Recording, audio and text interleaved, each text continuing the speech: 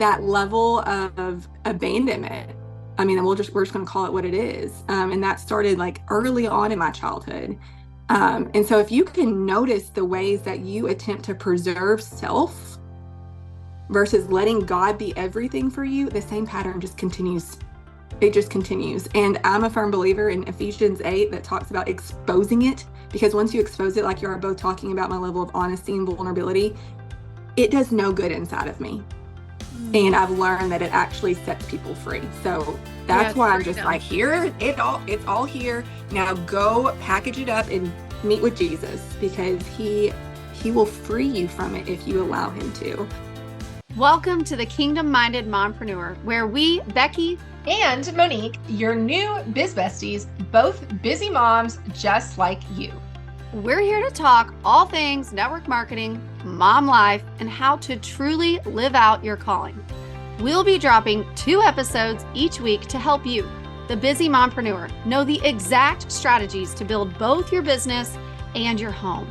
You'll hear each week from one of the top network marketers on their best tips for what's led to their success and what's working now. We know that you're here because you are called to something more. You have a desire to succeed in both your business and at home, and we are going to teach you how. If you love what you hear here on the podcast and want to be one of our success stories, join us inside our community, the Kingdom Minded Mompreneur, where we provide a daily social media action plan, additional resources, kingdom coaching, and more. Click the show notes for the link to join. So let's get into the episode.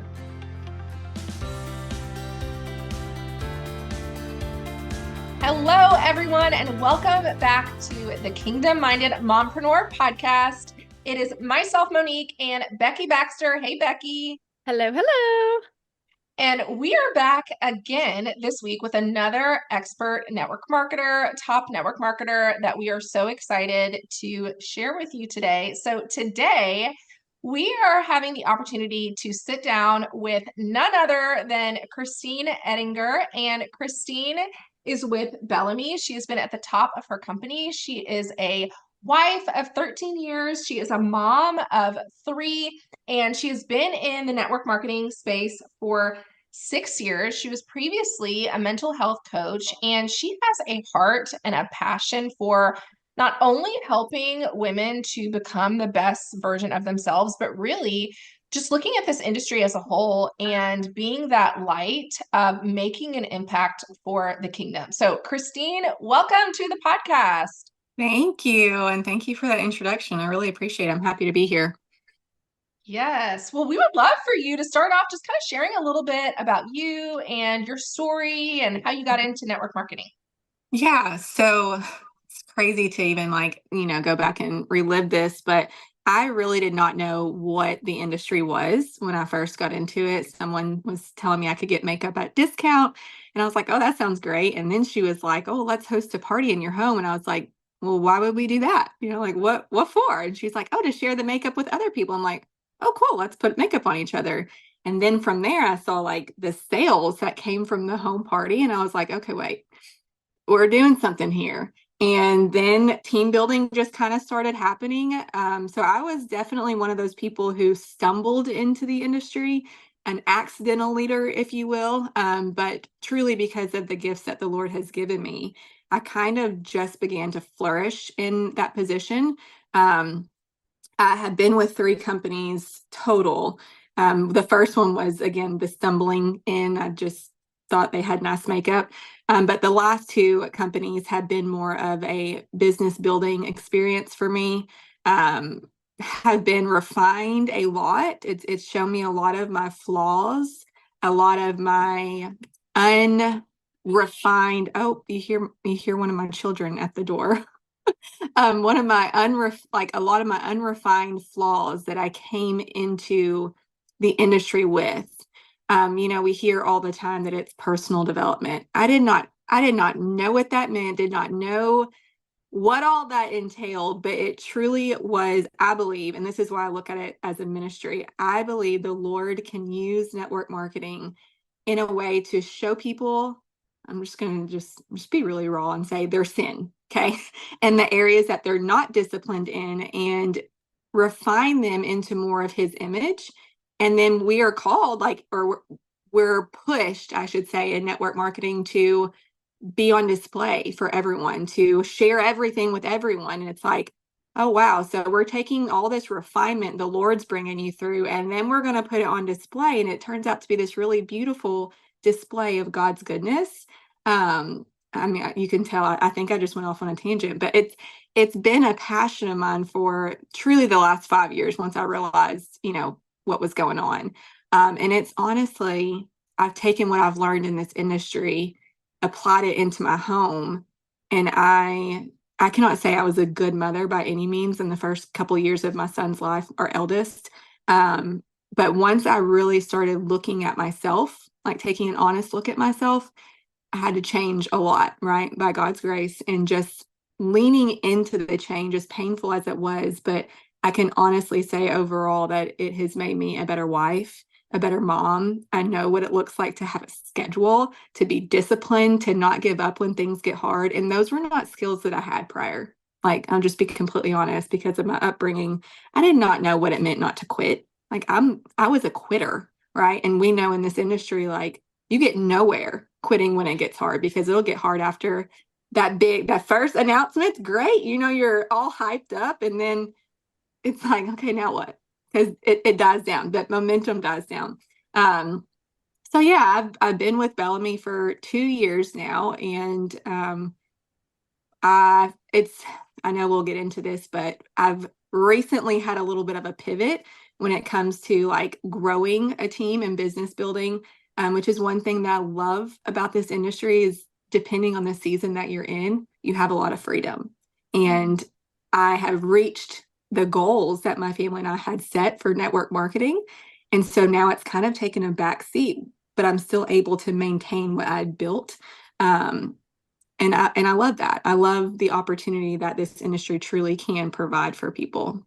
Yeah, I think that's really inspiring, because so many people, I think, feel kind of placed in this box, right? Like, okay, my identity is wrapped up in, the industry, or wrapped up in this one thing. And it's so beautiful. I think now more than ever, people are realizing, hey, I am multi-passionate, or hey, I want to use my income to start a nonprofit or invest in real estate, or, some other aspirations that maybe we didn't have initially, right? But because you were sharing how so much of this industry is like personal development and refining you and helping you become more disciplined. And so because of that, right, you are able to transfer those skills into other areas of your life. Mm-hmm. And so I know you gave us just a brief little synopsis of walking into the industry. And I think that's pretty common for people to just kind of, fumble in and be like, oh, I can make money doing this. Like, oh, that's cool. Like, I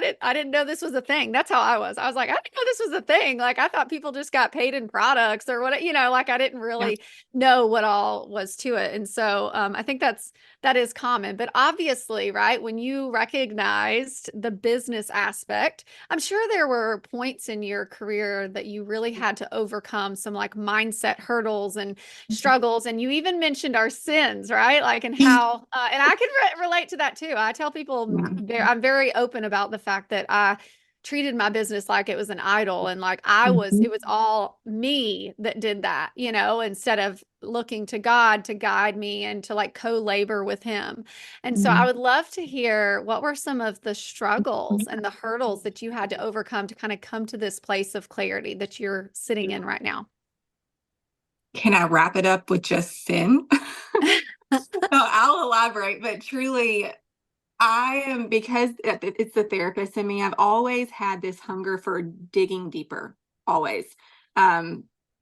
That's like Monique. That's Monique. Okay. I'm over here like, let's just, get to the thing. And she's like, hold on. We got to there is sit in like it. even the small things that people slip into their sentences. I'm like, let's revisit Yeah. that. Oh, yes. Like, Same. It's like, you don't want to talk about the weather. I'm like, what's like really going on? Like the real. listen, yeah. So your circle is like yay big, right? Like this big, because people decide quickly if they want to actually be my friend or not. And I've accepted that. It was a struggle in the beginning, but I've accepted that in order to be my friend.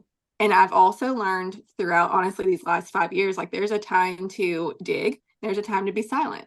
There's a time to observe, and there's a time to correct, right? Like, but anyways, that's neither here nor there. Hurdles, I would definitely say in the beginning, when I had not yet realized the potential, I was very vain. I was very vain. That's why I said, like, all this can be summarized with sin. It was all about me. It was my team's going to serve me. It's why didn't you get active? Like, y'all know that my promotion was on the, like, just when I say, like, I had to take a good, honest, hard look at myself, and the Lord was just revealing just so many flesh tendencies to me. That was hard, because what does our sin do? It immediately takes us to a place of shame, right? And then we have the opportunity to either go to Jesus with our shame, lay it at his feet, or we can run away from Jesus, right? And I definitely did the latter first. I ran away, and I continued pursuing and gratifying my flesh. And that really turned my life upside down, almost ended my marriage, if I can be completely frank. Because again, I was just feeding self. I could tell you like a handful of people on my team with that first company, because I was so self-absorbed. And so that's when that whole year of social media break of the industry, like, I needed a year for my marriage to heal and us to be restored. And that social media just did not have a place in my life at that time. Anyways, so there's the vanity, definitely, the revealing of sin, the shame. Now, okay, we're going to get back to this. I mean, that was a whole process within itself. But since actually having network marketing in the right place in my heart, off of the idolatry, right? The biggest hurdles that I have had to overcome, deal with, I mean, I think this is just common for every believer, wanting to go back and do things in my own strength and with my own timeline. And just, and I'm very aware of when that happens, because I lose my peace. I get anxious. I get restless, right? And it's just that constant fine line of like, okay, yeah, you're letting the spirit lead. Oh, no, you're not. And then it takes me a long time to recover, honestly, from some of my emotions, especially when I let them go, when I tolerate my sin for longer time than what I know I should be. And so then the recovery of that. And then this whole time you're still running a business. Right. Right. So, like, because you can hear I'm such an introspective person, I analyze everything. And then also having to run a business, like the day-to-day operations, right? Yeah. Like the organization piece, it's fine. Give me a schedule, I'll follow it, as long as my emotions are in check. So my emotions, just being who I am, and I think a lot of women in this industry can relate. I'm a very red personality, very. And that does not really line up with allowing the spirit to lead me sometimes. I'm like, let's get it done right now. And God's like, I never gave you the green light on that. I'm like, but my personality says I have the green light, like, anyways. It was just, I think the biggest thing for me is just constantly creating the space to be with the Lord consistently, especially in this industry, so that I'm not pulled away by my own temptations, because it's nobody's sin and nobody's desires but my own. I know what they are. I know the amount of influence I want. I know the amount of impact that I want. I know the propensity that I have to be vain. Like, those are all mine. Nobody did that to me. The industry didn't do that to me. Right. And that's something I hear a lot of times, is the industry makes you did it. And it's like, no, that's actually your own sin. Yeah. Like, don't do that. Right. That was it. Just being aware of my flesh and constantly having to create space with the Lord in a way that I've never felt before. There's never been a pressure like network marketing that has made me cling to Jesus as much as I have. Does that make sense? Yeah. And what I love about this is, I think looking at your relationship with God as one where you are surrendered. We did a podcast episode about the difference between seeing him as like a helper, like, okay, he's my support system when I need him, versus like being fully surrendered. And so I think Yeah. that's what you're talking about, is like coming to this place where you take your agenda out of the way, you take your timeline out of the way, you take your desires and your ambitions and your, wants, or other people's expectations. Maybe it could be your upline or your company or whatever.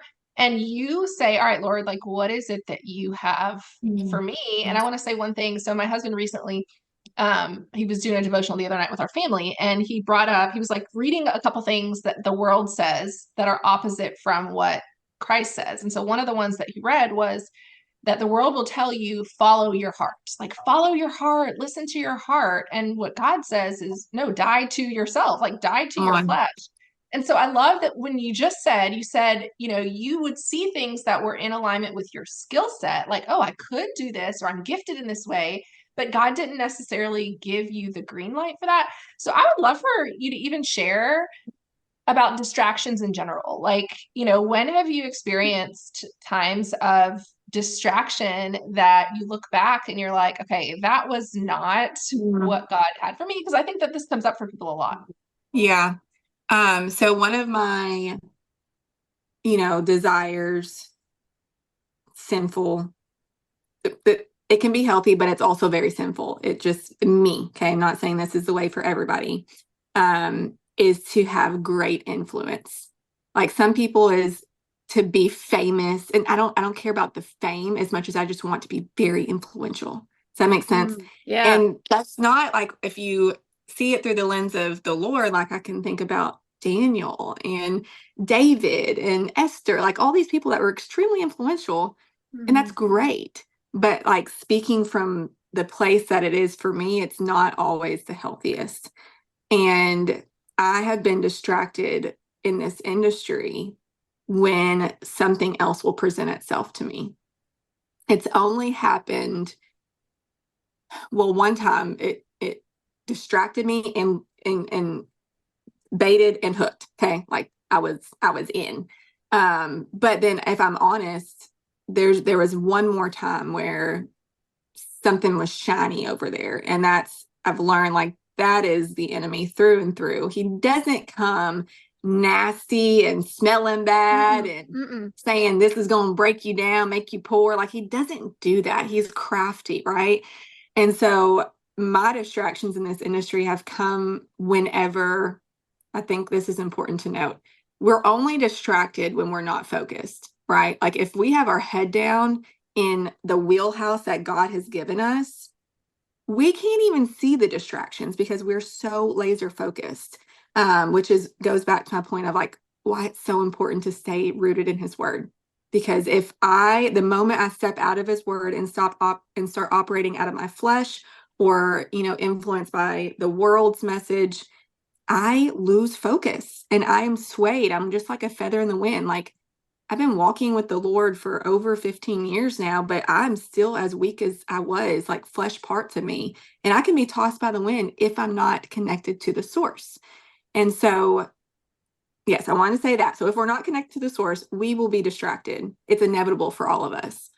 And so whenever I had been in those places of not being connected to him, whenever things aren't happening the way I want, as fast as I want, because again, I'm very, hey, let's do this. And if we do this, we'll see the results. And that's not God's word either, right? And so when things had been presented to me, or honestly, I went out looking one time. I went out looking because I was discontent on God's speed for my life. That is when I get distracted and it looks good and it seems to promise all these things. But I've noticed within myself, whenever I'm attempting to rush the timeline, then that's when I get distracted. And I think a lot of people will relate to like, oh, when your team's not growing the way you want it to, whenever that paycheck it's no longer increasing. It's plateauing right now in this season. Those are the times, like speaking to the network marketer, that you have to be most careful and aware of your flesh, because we in our flesh, we want instant gratification, right?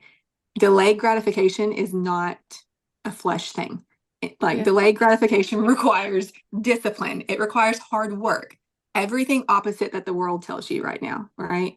Yeah. And so, yeah, being super aware of when I'm weak, it's almost 10 times out of 10 that I will get distracted if I'm not connected to the Lord. Team building was a thing. Paycheck was a thing. Rank was a thing. Oh, I haven't promoted. What? Like, I've been promoting consistently and all of a sudden not promoting anymore. Like, those type of things on the surface, I encourage everyone to pause. Like, if you're having those thoughts and those feelings, pause, because you could get derailed if you don't lean in and just continue in discipline, if that's the assignment that the Lord has given you. I love that. I mean, I think I don't I don't love it that you're like, I was vain. But I mean, I love how vulnerable you are. Like, I just want to say thank you, first of all, for being willing to say that in a space where it's almost like polar opposites. Either you people are afraid to say things like this because they're like, well, then my team won't want to work, or they won't want to promote, or they won't want blah, blah, blah.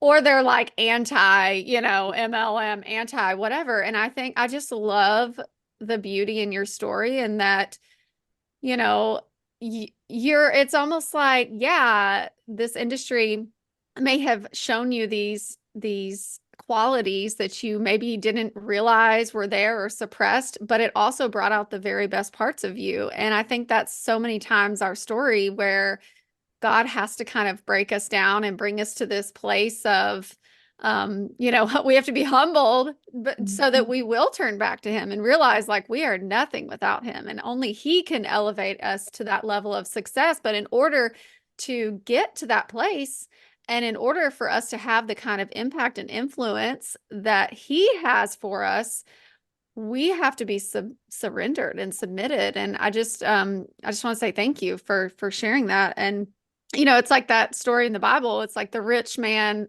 went away sad.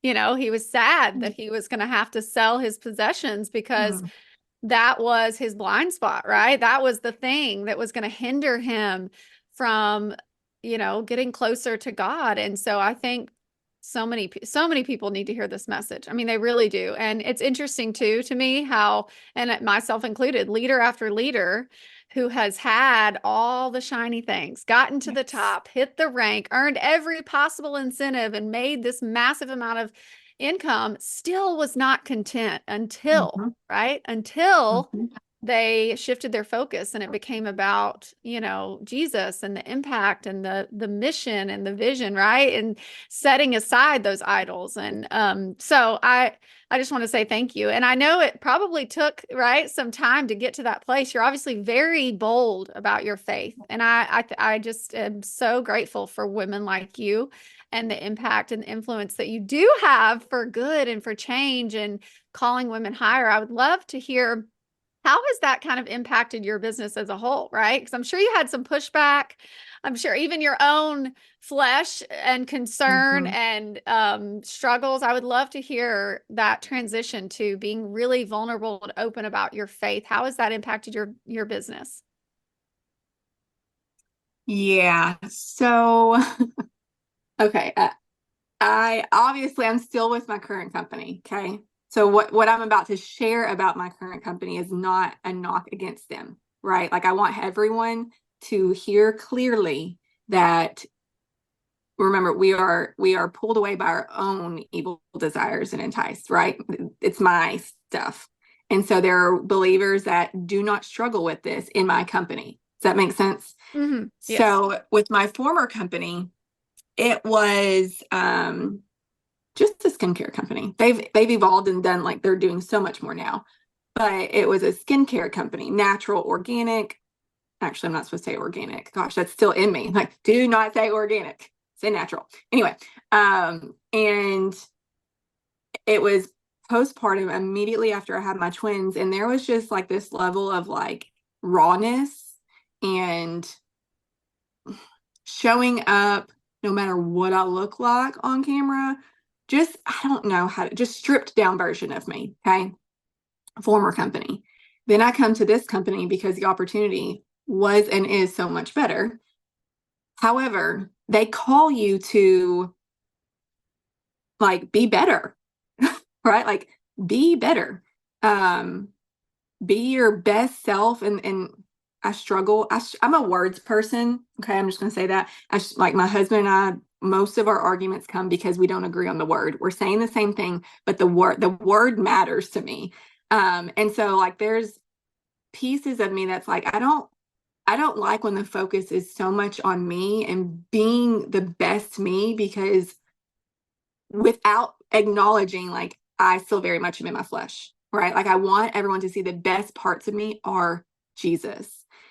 However, there's a piece of me, my flesh, that wants to perform and wants to gain acceptance and approval, not like of me, but just like that affirmation, right? Yes. And this company brought that out in me. They are really big on recognition, really big, which is a motivator for so many people. It's great. It's not great for me. It's not great for me. I'm just being completely honest. Don't recognize me. Don't put me on a stage, which is crazy because I spoke at our convention last year, right? Don't put me on a stage. It brings out the pieces of my flesh that says, if you don't see me, then I'm not valuable. I'm not significant. And being a part of a company that does recognition big, that praises you when you're killing it, right? And not to say that they don't when you're not killing it. Like our director of field development is great at just like texting and checking in. She knows that I pivoted, but she's still there. So again, this is me. Okay. This is my issue, not the company. But when you're called to be the best version or be your best self, it turns on this level of performance in me that says you have to do this in order to be validated as a person. And that is really difficult. It's the thorn in my side. Like I believed growing up that if I wasn't performing well, then people will leave you. People like you're not going to have people's love. And so it's deeper than just acceptance and approval. Even it's like actually feeling like people's love is coming in and then leaving. Like that's brutal, right? Yeah. And so what was the question?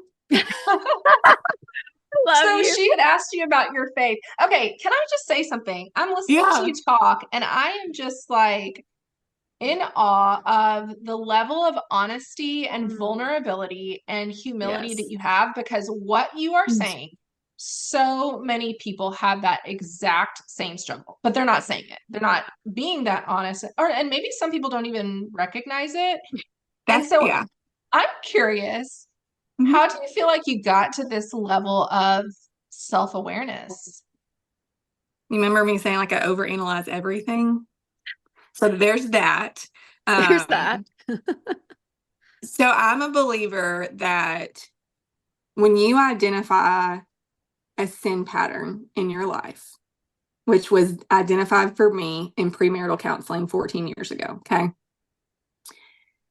If you can remember that pattern, you've figured out half your life because it will continue showing up.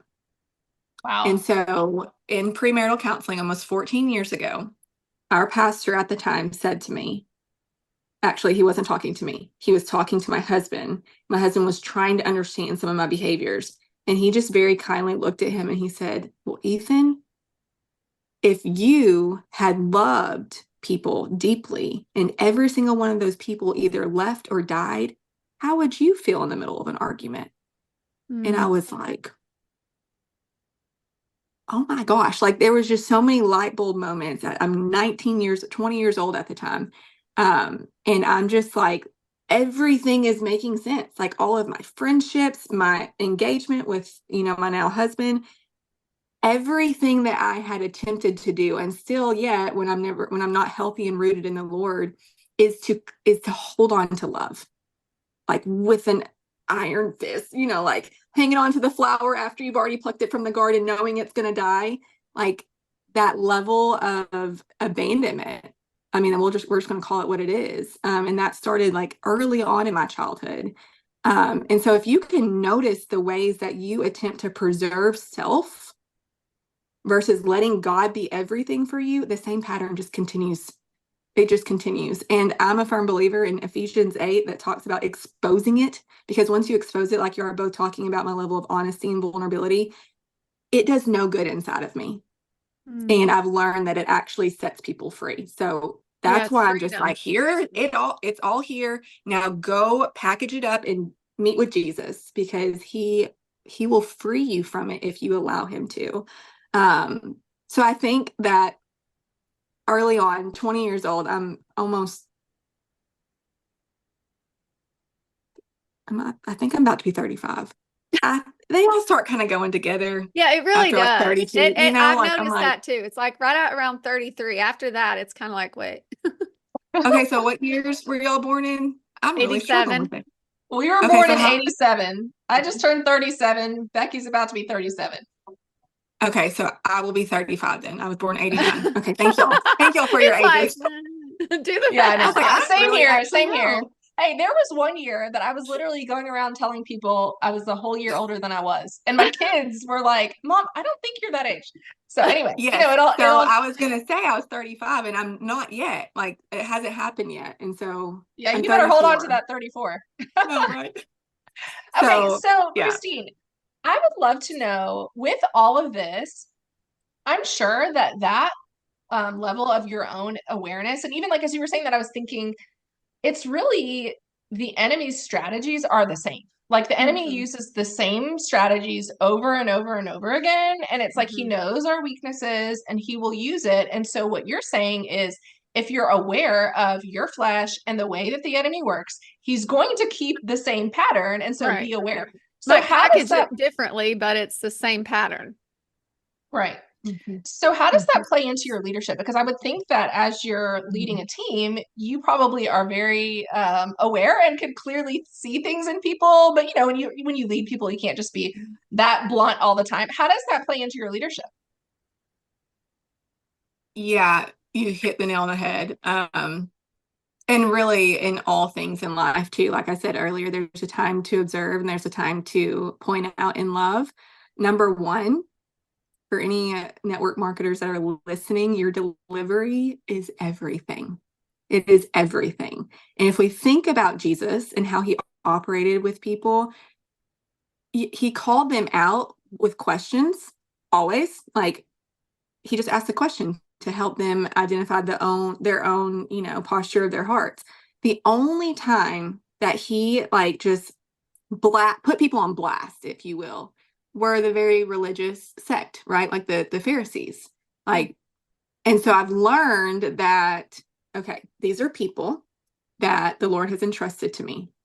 My team, which is why I love this industry as much as I do, is developing leaders, right?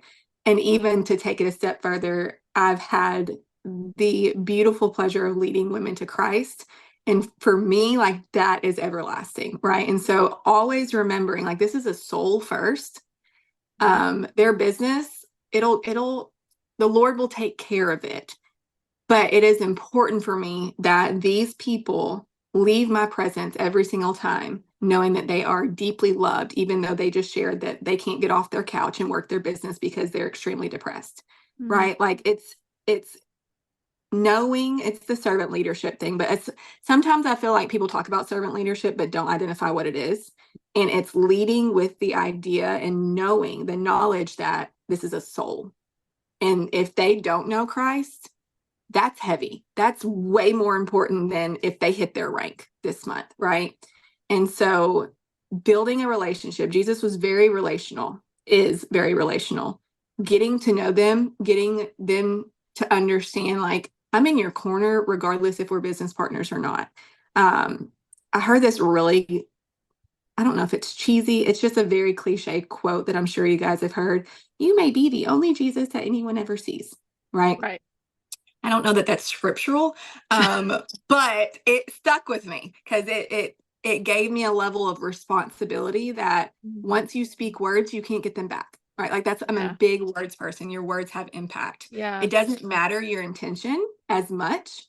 You can apologize and reconcile after about your intentions, but people remember your words, right? And so I've just always taken that level of responsibility, it's very important to me, which I think qualifies me to be a good leader. And again, all glory to the Lord. He gifted me with that. But I think about my husband, and he's a leader as well, like in his career. And when I think about his qualities and his traits, he's very intentional.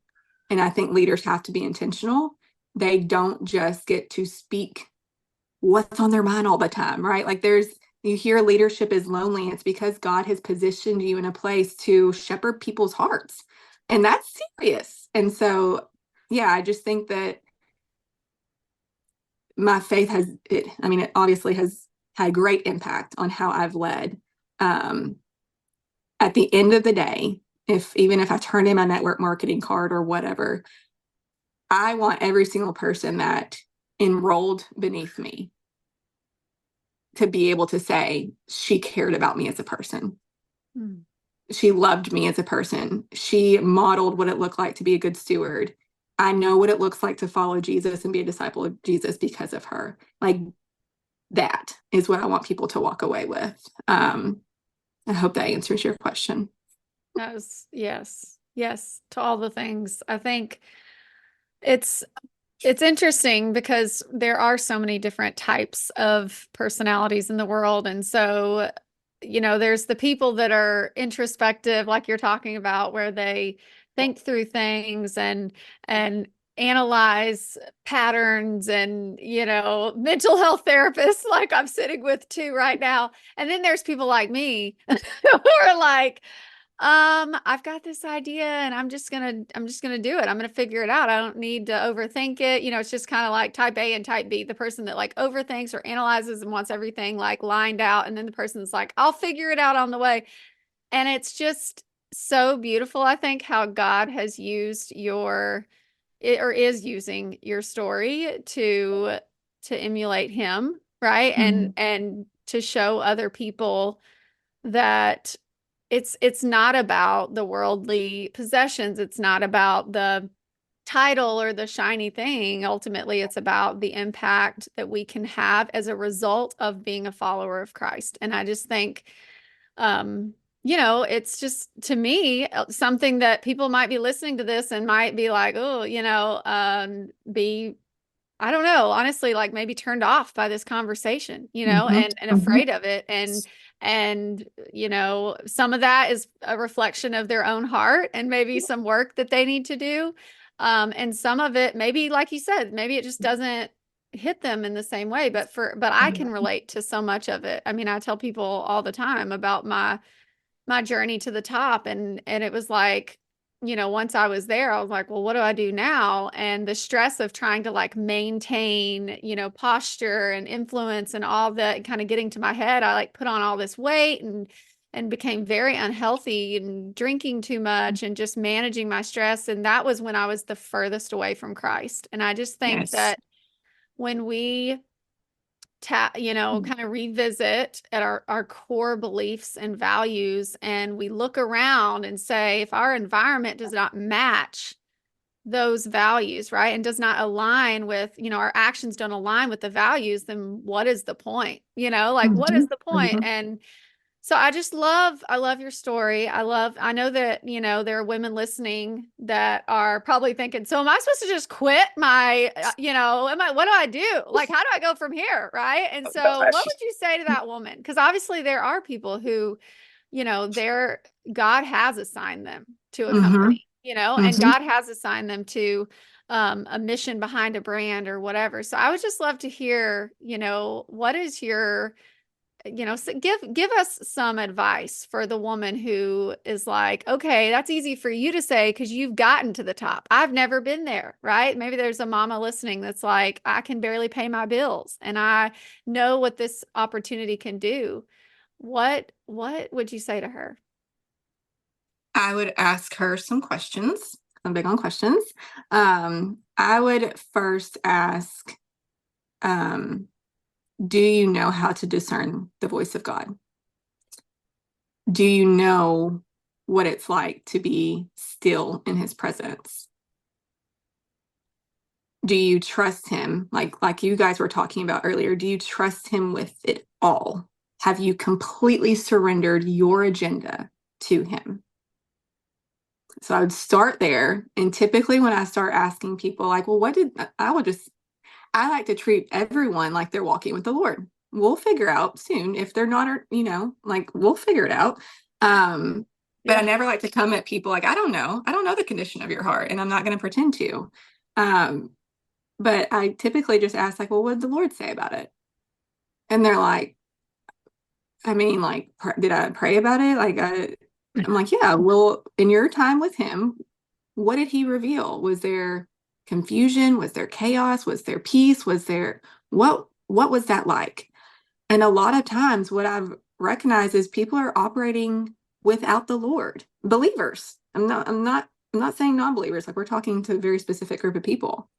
And again, I think the biggest thing that I want y'all's audience to hear is like, I am not saying you have to exit the industry. It is, like I said before we pushed record, women need to hear this in the industry. Jesus uses people everywhere. And so the industry needs to have believers who are sharing their faith boldly, who are totally aligned with who God says that they are, their identity in Christ first. They understand what it's like to just be with him. Before the doing, they're concerned about the being, the relational aspect with Jesus. That is so needed in this industry. So I don't want anyone to also operate out of their own emotion impulsively and be like, all right, cool. She just gave me the out. I'm out of here. Like, no, if you heard my story earlier, like the Lord worked so much discipline in my life through this industry. I did not have any discipline. I kid you not. Did not even wash my face nightly. Okay. Did not make my bed daily until this industry. Sounds silly, but the Lord can do a lot with a small habit. And so I would say, number one, respectfully, lovingly, where is your relationship with the Lord? If you haven't come into a place in a postured heart of full surrender, that's where I would start. That might look like confession of idolatry, of your own agenda. And it's probably not just in this industry. It's probably elsewhere, other rooms in your house, so to speak. But then after that, I would then move into, if they're like, yeah, I'll absolutely surrender my agenda. Okay, what does your discipline look like? And that second question of like, okay, so schedule wise, what does it look like to work your business? Discipline wise, what does it look like to work your business? And that is typically where people don't have any order, and they're just flying by the seat of their pants. And it's like, this is a business. You gotta operate it like a business if you want to see any amount of success. So what a gift for them to have you as their leader, because I think those are some great questions. And it really starts off with the things that are most important, because at the end of the day, I mean, we're all going to stand before the Lord and give an answer for our lives and for those that we are responsible for, our children's lives and others. And so I think just really going back to the priority, and also going back to kingdom, like when you operate from kingdom principles, you run business differently. And it doesn't sound like it makes sense. It doesn't sound like it's the quote unquote right way to do it, but it's that kingdom difference. That's the difference that it makes. And so leading into motherhood, because you are a mom of 3, you have twins and another, so you have 3 kids. And I have loved just watching you be a mom on social media. I think that you are very obviously prioritizing your motherhood. And so the name of our podcast is The Kingdom Minded Mompreneur. I would love to hear from you. What is your perspective on what does that mean to you?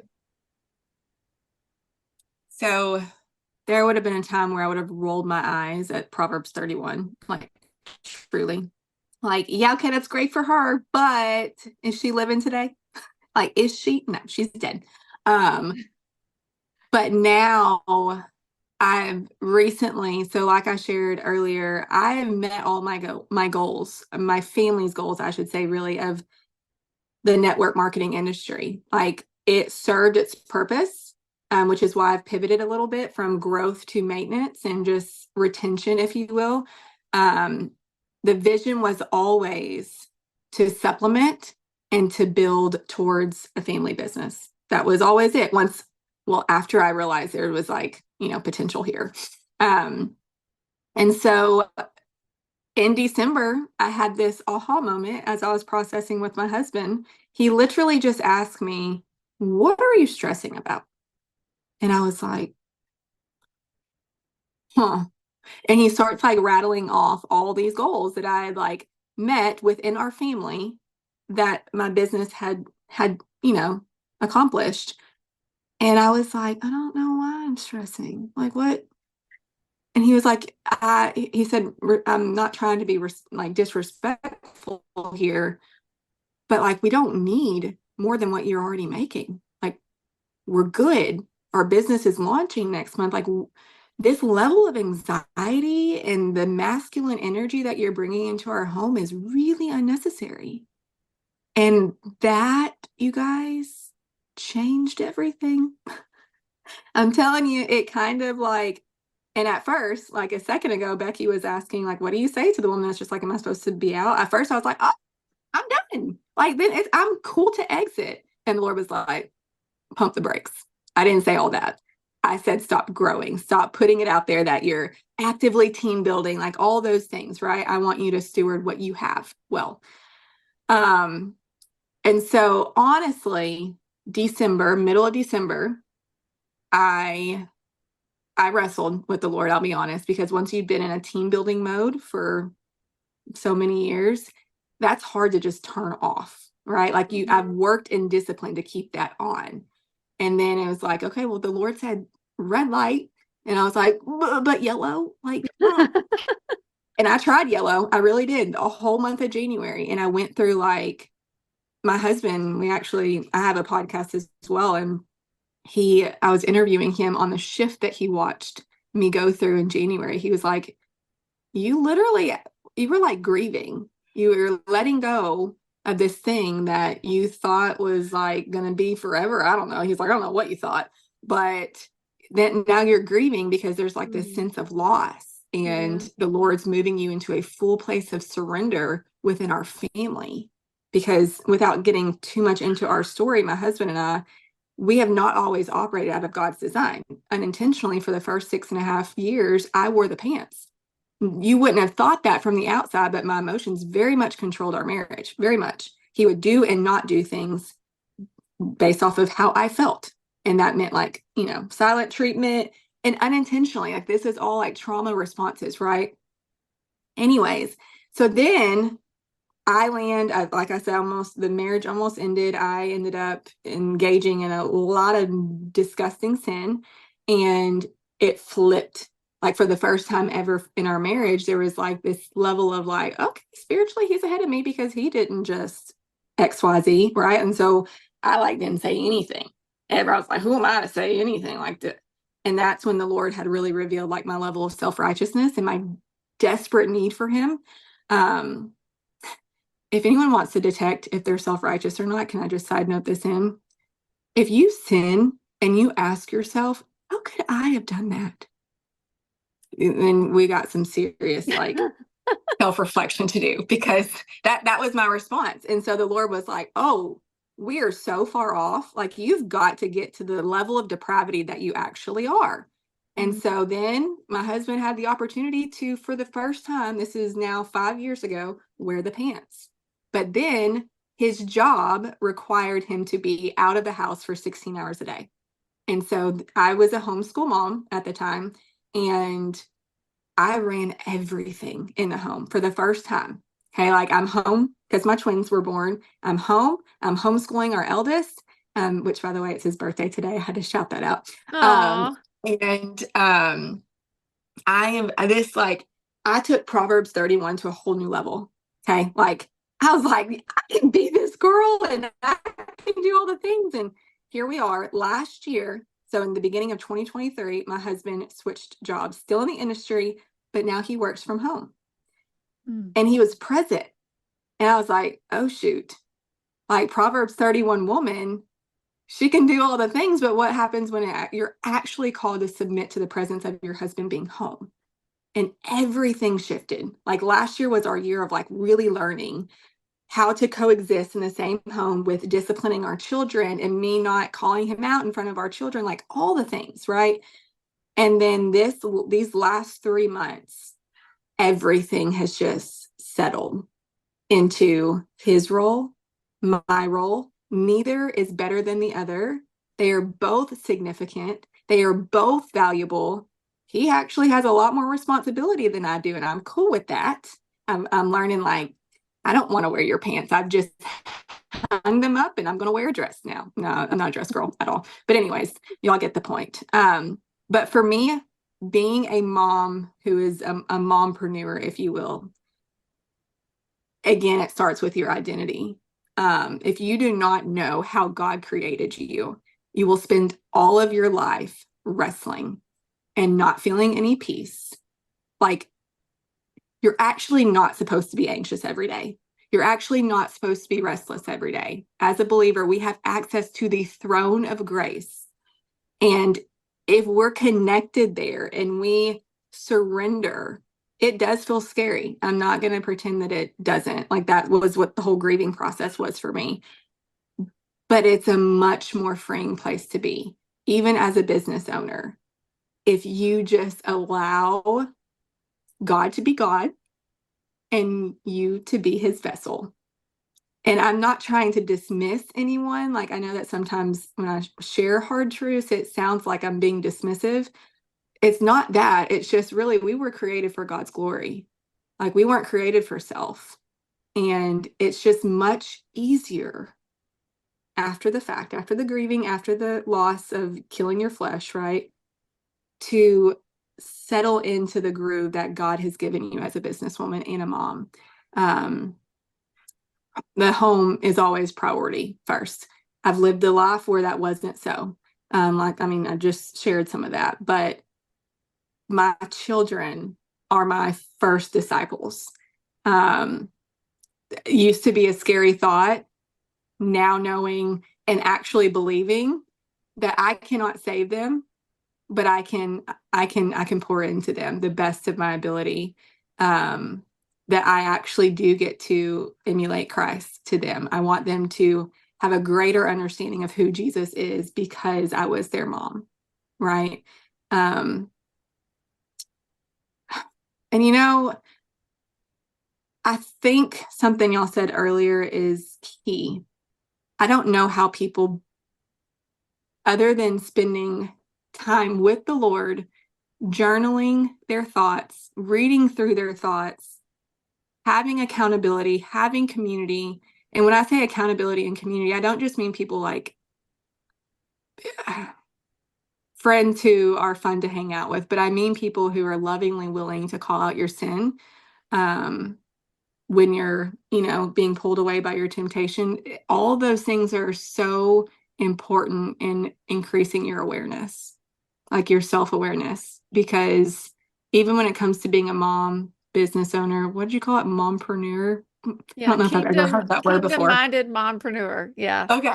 So even when it comes to that, if you don't have a level of awareness, you miss it. Like, even when it comes to the discipleship of your kids, which is really, honestly, like, I sit here and I think about all the moms who, like, they have such a beautiful opportunity, they don't even know it to be. I'm crying over here. Like, I used to resent it. And so that's why I think it makes me so emotional. I used to resent it. I used to view my kids as like an inconvenience to my business agenda, like all the things. But I want nothing more that when my kids leave our house, because they're grown with their own families one day, Lord willing, to say, like, my mom loved me well.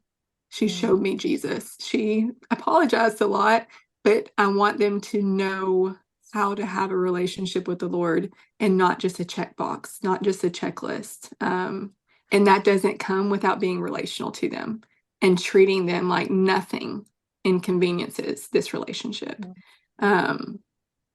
And I, like I said, I haven't always operated that way. I used to view them as, this is my business schedule, and if you interrupt it, I was going to say there will be hell to pay, but it wasn't that serious. That's like a whole, we could do a whole episode on that, because I think, I think so many of us as moms who are in the thick of it, working, we've had those moments, and then we look back and we we feel guilt for, feeling that, or God convicts our hearts of your priorities. And so I love that you bring it back to those priorities. So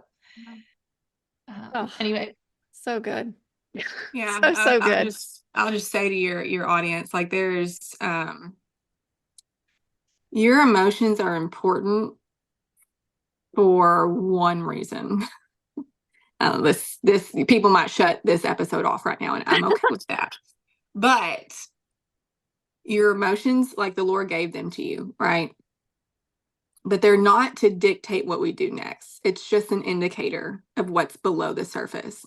So it's important to pay attention to the emotion, but don't just assume that what's happening on the surface is the cause of your emotion.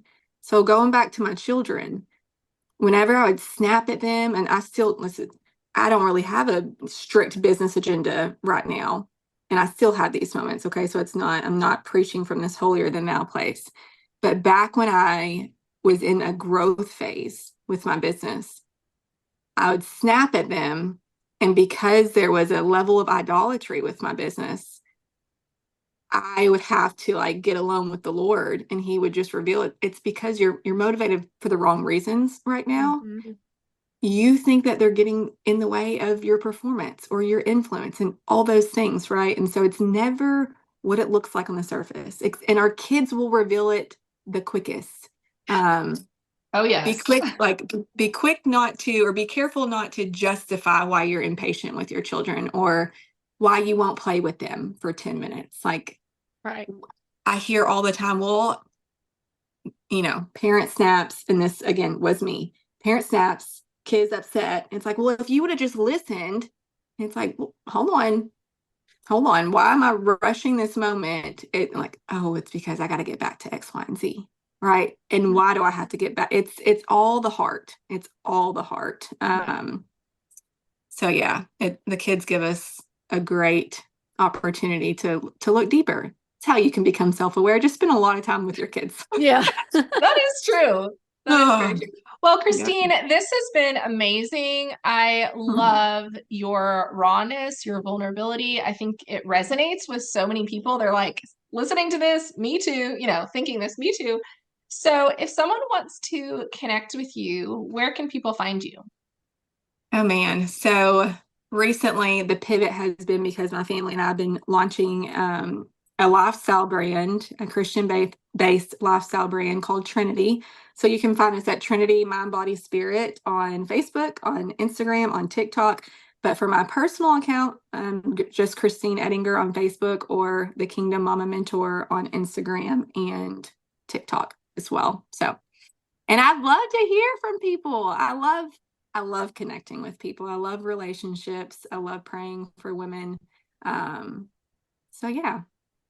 Awesome. Well, thank you so much. This has been such a joy, and just God is using you in big ways, and we're cheering you on. We will link to all the things so that you guys can get connected to Christine and her new lifestyle brand. And Christine, just thank you again for spending this time with us and giving us an opportunity to hear your story. Thank you all. And truly, like I said in the beginning, continue pressing into this. It's so needed in this space, and I'm encouraged by both of y'all's work. So keep being obedient. Thank you. Thanks so much for listening to the Kingdom Minded Mompreneur.